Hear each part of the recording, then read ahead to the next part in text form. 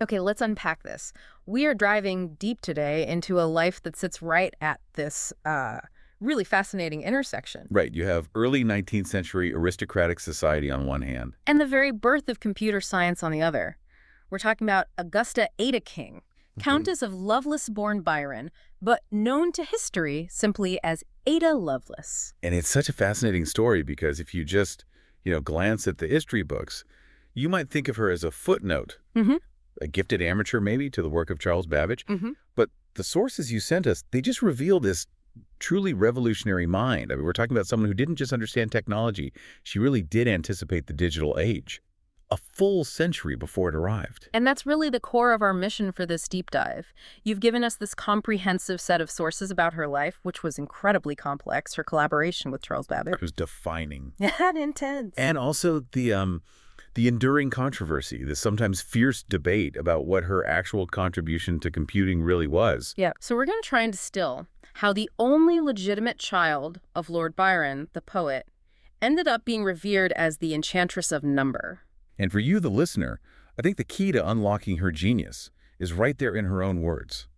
She called her approach poetical science. Poetical science, what a phrase. It's everything. She even labeled herself an analyst and metaphysician. And that blend, that's what's so crucial. It's this rigorous logic and math, but it's combined with this, almost artistic intuition, this huge imagination. So it's not one or the other, it's both together. Exactly. And that's why her insights went so far beyond the mechanical thinking of her time. She didn't just calculate. She conceptualized. And that conceptualization, it seems, really starts with her profoundly difficult and, well, very unusual upbringing. Absolutely. So let's start there with the biographical context. Ada Lovelace was the only legitimate child of the great romantic poet, Lord Byron. And Anne Isabella Milbank, his wife, who was no intellectual slouch herself, she was highly educated, very into mathematics. Right. But that marriage was a complete disaster. It just dissolved almost immediately. Yeah, a spectacular failure. Lord Byron left just a month after Ada was born. And he died abroad when she was only 8. She never really knew him. So Lady Byron, her mother, is left as the sole parental figure. And she seems to have had this singular, relentless focus. A focus driven by, frankly, terror. She was obsessed, almost pathologically obsessed, with rooting out any sign of what she called the insanity she saw in her husband. So she's talking about the passion, the artistic chaos, the volatility of the poet. Exactly, what she called the Byron blood. And she had a plan to suppress it. She rigorously steered Ada toward mathematics, logic, and science from a ridiculously early age. It sounds almost like an intellectual engineering project. That's a great way to put it. It was a deliberate effort to engineer a logical, rational mind. She hoped that math would be an antidote to poetry. And yet, even under this super strict logical regime, the imagination her mother so feared, it kept bubbling up. It really did. Her childhood wasn't easy physically either. She had these debilitating headaches from about age 8. They would sometimes obscure her vision. And then she got sick. Very sick. At 13, a bout of measles left her paralyzed for nearly a year. She was on bed rest, couldn't walk without crutches until 1831. That's a terrible period of isolation. But you can almost argue that this forced stillness, it gave her mind the space to work.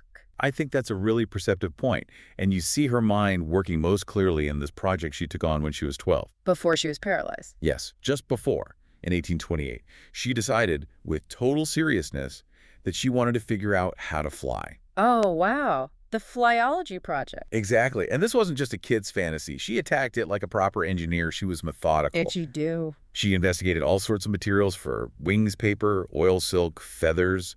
She studied bird anatomy, trying to figure out the proportion of wing size to body weight. She's applying the scientific method, observation, testing. Absolutely. She was even planning to publish a book about it called Flyology, complete with illustrations. But here's the part that really signals her genius, that technological leap. Okay. She wanted to integrate steam power with the art of flying. She wasn't thinking about a simple glider. She was imagining a powered, controllable machine. That ambition was there from the very beginning. Incredible. So her mathematical abilities, they really start to emerge around age 17. Around 1832, yeah. And this talent leads to the single most critical connection of her life. Her mentor at this time was a woman named Mary Somerville. Who is a major figure in her own right, a brilliant scientific author. A huge figure. And Somerville wasn't just a tutor, she was a friend, and she was Ada's social gateway into the intellectual elite of London. It was Mary Somerville who introduced Ada to Charles Babbage. On June 5th, 1833. At one of his famous Saturday night parties, yeah. And that social introduction is what led directly to their collaboration a decade later. And you can see this incredible irony here. Her mother's whole project, this mission to suppress the poetic side of her father. It seems to have backfired, in a way. It inadvertently fueled her unique genius. It created this poetical science. She didn't get rid of the poetry, she just applied its power to logic. She unified them. She saw metaphysics and math as, equal tools for exploring the unseen worlds around us. Which is the perfect mindset, really, to make the kind of conceptual leap that she's famous for. You can't get to general purpose computation without first imagining it. Exactly. So she meets Charles Babbage in 1833. He shows her the prototype for his difference engine. A huge clanking machine of brass and iron. Yeah. Designed to calculate mathematical tables without error. And she was fascinated. But he was just as impressed with her. He gave her that iconic nickname. The Enchantress of Number. Right. And his admiration was clearly profound. He wrote to her in 1843 when she was deep in her work and said, "Forget this world and all its troubles. Everything in short but the Enchantress of Number." It was this incredible working friendship. Even though Babbage was famously a difficult person. Oh, notoriously so. Yeah. But let's talk about the machine at the heart of her legacy. Not the difference engine, but the analytical engine. Which was something else entirely, and it was never even built in his lifetime. So why is this unbuilt machine so important? Because it is now recognized as a Turing-complete general-purpose computer. It had all the essential parts, input, output, memory, a central processor, a full century before it could be built with electronics. The blueprint for a modern computer. It was. But the British establishment, they just weren't interested. It was too ambitious, too expensive. So Babbage had to go elsewhere to find an audience. He did. In 1840, he went to Turin in Italy and gave a lecture on the analytical engine. And a young Italian engineer named Luigi Menabrea transcribed that lecture in French. And this is where Ada Lovelace re-enters the story, not just as a friend, but as a key figure. Yes. She was commissioned by the physicist Charles Wheatstone to translate Menabrea's article from French into English. And she did more than just translate it. So much more. Over 9 months, between 1842 and 1843, she translated it, and she added 7 of her own explanatory notes, labeled A through G. And we have to stress this point. Her notes were roughly 3 times longer than the original article. Yeah, this isn't translation anymore. This is deep analysis, expansion, interpretation. She was explaining to the world what this machine truly was and what it could do. A world that mostly didn't get it. Exactly. Most people just thought it was a faster calculator. She had to explain the logical architecture, the store, which was the memory, and the mill, the processor, and critically, how it was controlled by punch cards. Like a Jacquard loom. Precisely. Which allowed for programming, for loops, for conditional logic. That's what made it a computer, not a calculator. And her work was published under her initials AAL. Augusta Ada Lovelace. And the top minds of the day, people like Michael Faraday, they instantly recognized its importance. So let's get to the most celebrated part, Note G. This is where she lays out the first computer program. It's an algorithm, a detailed step-by-step method for calculating a sequence of Bernoulli numbers using this theoretical engine. Okay, so why Bernoulli numbers? What's so special about them? Well, they're a pretty complex sequence of numbers that show up all over the place in number theory. But the key thing is, to calculate a sequence of them, you need loops. You need iteration. You need the machine to repeat a set of operations. So it was the perfect test case. A perfect test case to prove it could do more than just add and subtract. It could execute a program. And this algorithm is what's often called the first published computer program. That's right. The engine was never built, the program never ran, but its publication, that's what solidifies its place in history. And it was rediscovered right at the dawn of the electronic computer age in 1953. Okay, so let's move to what many people say is her real genius. It wasn't just writing the algorithm, it was seeing what the machine could become. This is the visionary leap. This is the transition from calculation to computation. What's the difference? Well, Babbage and most of his contemporaries saw a number cruncher, a machine for arithmetic. Lovelace saw that it could manipulate any abstract symbol as long as you could represent it with a number. She has that amazing quote about it. She does. She said it might act upon other things besides number, which is just a staggering conceptual shift. It's the moment the machine stops being a calculator and becomes an information processor. Precisely. She realized that if you can encode a musical note as a number or a letter of the alphabet, then a machine that manipulates numbers can manipulate music or language. And she used music as her big example. She did. She proposed that the engine might compose elaborate and scientific pieces of music of any degree of complexity or extent. I mean, that's algorithmic music generation in the 1840s. It's mind-boggling. It is. And Duran Sway, the historian, he argues this is the key insight. This is the fundamental transition from a machine, which is a number cruncher, to a machine for manipulating symbols according to rules. From calculation to computation. That's the line. And she even had this incredibly modern idea of separating the hardware from the software. How so? She noted that there was the physical machinery, the mechanism, and then there were the analytical laws, the logical structure. And she suggested that it would take different kinds of minds to work on each. She was basically predicting hardware engineers and software developers. It's uncanny. But then right in the middle of all this visionary thinking in Note G, she includes her famous dismissal of AI. Right, the Lovelace objection. She wrote that the analytical engine has no pretensions whatever to originate anything.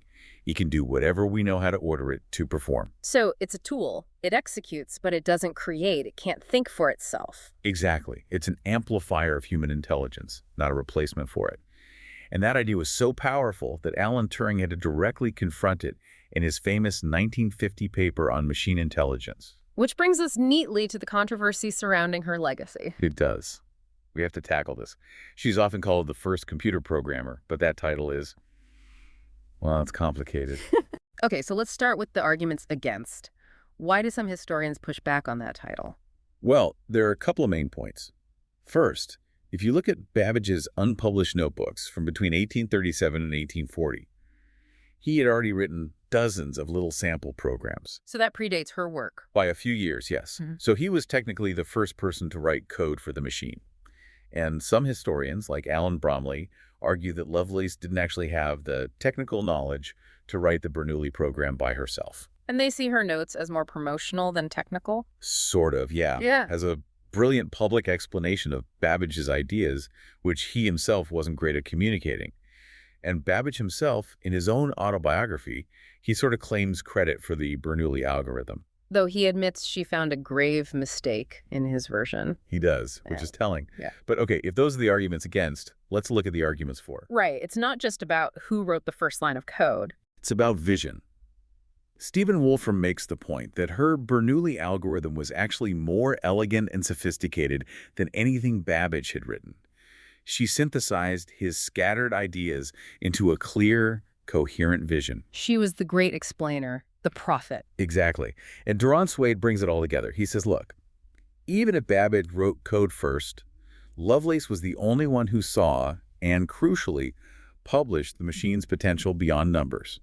She was the one who made the conceptual leap public. So her legacy isn't really about a single line of code. It's about the entire conceptual framework. That's the lasting view, yes. Yeah. But we can't talk about her legacy without touching on her personal life, which is fraught. Very. Especially in the 1840s, there were rumors of affairs, but the bigger issue was her gambling problem. A severe gambling problem. Which is so ironic for someone so dedicated to logic. She lost over 3,000 pounds on horses, which was a fortune. And she didn't just gamble impulsively, she tried to create a mathematical model for it. Of course she did. She formed a syndicate, tried to create an algorithm for beating the odds. And it failed. Disastrously. It ruined her financially and forced her to confess to her husband. But it's a fascinating parallel, isn't it? The one time she tried to apply a rigid algorithm to a system full of chance and chaos. It blew up in her face. Which almost reinforces the Lovelace objection. She learned firsthand that some things just can't be ordered by an algorithm. And tragically, her life was cut very short. She died at 36 from cancer. Yes, in 1852. And those final months were awful. Her mother, Lady Byron, took control again, forced a religious repentance on her. And there was that final mysterious confession to her husband. Right. On August 30th, she told him something. We have no idea what it was, but it was so shocking that he left her bedside and never came back. A life of such genius, but also so much turmoil. And she asked to be buried next to her father, Lord Byron, the poet her mother tried so hard to erase from her. Despite all that, her legacy today is just immense. It's global. It is. A century after her death, the world caught up. The U.S. Department of Defense named a programming language after her, the Ada language. And its reference manual was approved on her birthday, December 10th. The military standard for it is 1815, the year of her birth. And today her name is synonymous with promoting women in STEM. There's Ada Lovelace Day. The Lovelace Medal, university buildings named after her. Even NVIDIA, the computing giant, named a GPU architecture after her. She's everywhere. So what an incredible journey. We've seen how Ada Lovelace used her unique background in poetical science to transform a technical document into really a foundational text for the digital age. She took the concept of Babbage's machine from being a mere calculator to being a manipulator of any logical symbols. Yeah. That vision, that idea of composing music with a machine, it just perfectly captures her genius. And it shows that real innovation, it requires that imaginative leap. It's not just about the mechanism. It's about asking, what if? So what does all this mean for us today? Well, this is the really interesting part. Lovelace insisted, with her famous objection, that the machine could only do what we order it to do. It can't originate anything. It's bound by its programming. Right. But modern computer scientists, especially those working in AI and on neural networks, they often argue that these complex systems can learn and develop in ways their original programmers never anticipated. The machine evolves beyond its initial instructions. Exactly. And so this raises a really provocative question for you to think about. In our age of sophisticated AI, where algorithms are discovering new drugs and writing original music in code, was the very first computer visionary ultimately wrong? Was she wrong about the ultimate creative limits of the machine she helped define? Did her own commitment to logic and order blind her to the possibility of mechanical emergence? That's something for you to mull over.